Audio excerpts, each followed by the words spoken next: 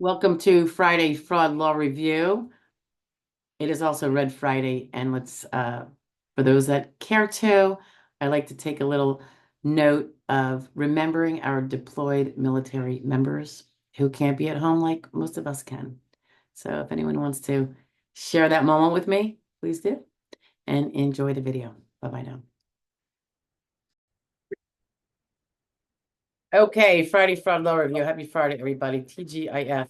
And I am not making this up. This just happens to be seemingly a common thread in the OIG reports right now, that a lot of these frauds that I'm reporting, I think the last few weeks, are about stealing dead people's Social Security benefits because the Social Security Administration does not have their Social Security numbers marked as belonging to a dead person. So we know the fraud's been going on and the monies have been flowing out the door. Um, Granted, these are more here and there. I don't know if the OIG shares every single one with us, right? I don't know. Do they? Do they not? Because goodness knows, I'm sure there's far more than what's reported here. And I don't report every single thing that I see in the OIG page, but probably a third of them or something. Anywho, so here's the latest. Missouri, St. Louis, Missouri woman. Let's see. Can I say her name? Yes, I can, because she's been sentenced, which means she's been convicted and she's no longer entitled to the very important um, right of presumption of innocence until proven guilty, with all the due process rights that should be afforded one under the Constitution. Okay, so let's see what she did. I'll say her name, therefore, since she has been convicted. Otherwise, I would not, as you know. Shamari Jackson, 33, a young person to boot. Goodness gracious. Used her grandmother's debit card to access $13,000 in Social Security benefits that continued to be paid by direct deposit to her grandmother's account after her death was not properly reported to the SSA.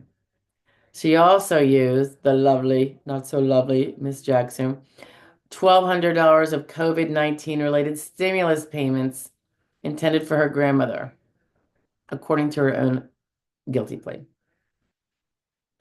So it looks like she didn't get away with it for too long. It's only 13,000. Not the point though, and of course that's $13,000 that someone else can't get, right? She, this is what's interesting. I wonder why she's not going to jail at all. Yeah, she's ordered to repay the money, aka restitution, and she's sentenced to 5 years of probation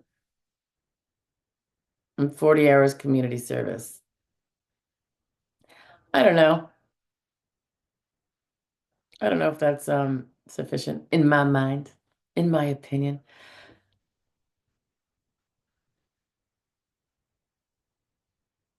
I just don't know. She's 33. I assume she's able-bodied. Consider getting a job, maybe, instead of ripping off Social Security. Sorry, I'm a little protective of Social Security. Can you tell? All right. Anyway, that was kind of short and sweet, but anyway, taking another dead person stuff, just don't report him. Now, which again is a whole nother situation because we don't really have a duty to report when people die. I don't believe. Um, and if you're the representative payee, perhaps I would say then you definitely do. But for the rest of it, we do it out of kind of a civic duty. Um, we don't necessarily have any kind of forced law that says you, because who would you be? Which family member? Or what if they don't have a family member? Right? You're their best friend, therefore you are obligated. No. But there is, I know they've been working not fast enough, obviously, to get state vital statistics offices to share the information. I think several of them do. And I know that funeral homes, I think it's funeral homes, are known to have a policy of calling Social Security and telling them, which is good. Uh, I think, I don't know, they might even get compensated for it, some small amount, but keeps the lights on. But interesting, huh? I wonder what they're gonna do to more efficiently make sure that doesn't happen. I'd say get those state vital statistics offices on board. We had a recent video where the people kept it, they never reported the dead body and they kept the dead body in the house for 6 years. Just reported it like it's either going to be in last week's or the week before. And then you really can't. Vital statistics wouldn't be able to help that. But I think those are few and far between. Um, that wouldn't be something for vital statistics because vital stats never got word of the death. It didn't come from a hospital. The person died at home and the greedy, probably daughter and son-in-law, mummified the body and kept it and kept collecting the money. So there's got to be better ways. What do you think would be a better way? I'm kind of along the lines of like we do with other areas in Social Security, you occasionally have to step up and respond to a letter saying, we need to hear from you. All the time. Disabled people go through it all the time.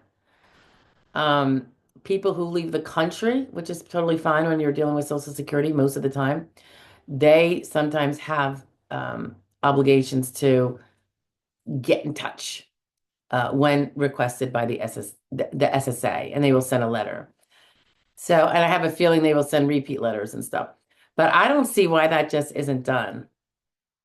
Anyway, there's got to be there's ways to do checks that already kind of exist. So let's utilize that and get our technology a little more modernized so we can prevent this kind of stuff. But anyway, interesting, huh? All right, I will chat with you guys later. Happy Friday. Have a great weekend. And I will see you maybe tomorrow if you stop in. If not, if you want to join on Wednesday at 1 o'clock p.m., should be having a 2-hour Q&A session. That's Eastern Standard Time, 1 o'clock in the afternoon. Someone asked me who was in Central. What time does that mean in Central? That would mean 12 o'clock for Central, 11 o'clock a.m. for Mountain, and 10 o'clock a.m. for all you California people or those of you near the West Coast. Okay? I'll talk to you later. Bye, guys.